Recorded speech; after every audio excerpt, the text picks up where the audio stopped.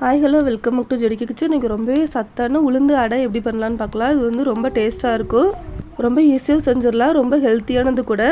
நான் அதுக்காக 1 டம்ளர் அளவு உளுந்தம்பருப்பு எடுத்திருக்கேன். உளுந்து ஒரு 2 தடவை தண்ணியை வச்சு நல்லா வாஷ் பண்ணிக்கோங்க. நல்லா வாஷ் பண்ணதுக்கப்புறமா கொஞ்சமாக தண்ணி ஊற்றி ஒரு 3/4 மணி நேரம் இல்லை 1 மணி நேரம் கொஞ்சம் நல்லா ஊற வச்சுருங்க. நான் ஒரு 1 மணி நேரம் கழித்து ஓப்பன் பண்ணிவிட்டு உளுந்தை மட்டும் எடுத்து மிக்ஸி ஜாருக்கு மாற்றிக்கிறேன். நான் அதை விட கொஞ்சமாக சீரகம் ஆட் பண்ணிக்கிறேன். கொஞ்சம் மூடி போட்டு கொஞ்சம் கொஞ்சமாக தண்ணி சேர்த்து நல்லா ஃபைனாக அரைச்சி எடுத்துக்கோங்க. நான் இந்த மாதிரி நல்லா அரைச்சி எடுத்துக்கிட்டேன். இப்போ நம்ம அரைச்சதை ஒரு பவுலுக்கு மாற்றிக்கலாம். நான் அது கூடவே ஒரு 2 ஸ்பூன் அளவு அரிசி மாவு ஆட் பண்ணிக்கிறேன்.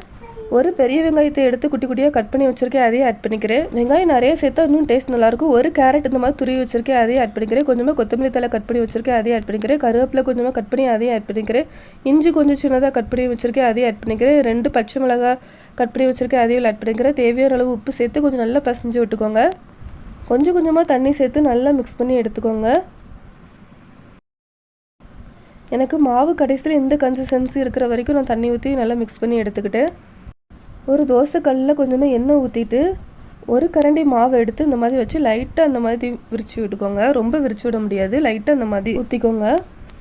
நீங்கள் மேலே தேவைப்பட்டால் கொஞ்சம் நெய்யில் எண்ணெய் கூட ஆட் பண்ணிக்கலாம். நான் எதுவும் ஆட் பண்ணல. ஒரு பக்கம் வந்ததுக்கு அப்புறமா திருப்பி போட்டு இன்னொரு பக்கமும் கொஞ்சம் நல்லா வேக வச்சுக்கோங்க. 2 பக்கமும் வந்ததுக்கு அப்புறமா எடுத்து நம்ம பிளேட்டுக்கு மாற்றிக்கலாம். இந்த உளுந்து அடை வந்து நீங்கள் பிரேக்ஃபாஸ்ட் இல்லை டின்னருக்கு கூட செஞ்சுக்கலாம். டீ கூட வச்சு சாப்பிட்றப்போ ரொம்ப டேஸ்ட்டாக இருக்கும். தேங்காய் சட்னி இல்லை தக்காளி சட்னி வச்சு சாப்பிட்றப்போ ரொம்ப டேஸ்ட்டாக இருக்கும். நீங்களும் ட்ரை பண்ணி பாருங்கள். சப்ஸ்கிரைப் பண்ணிக்கோங்க. தேங்க்யூ.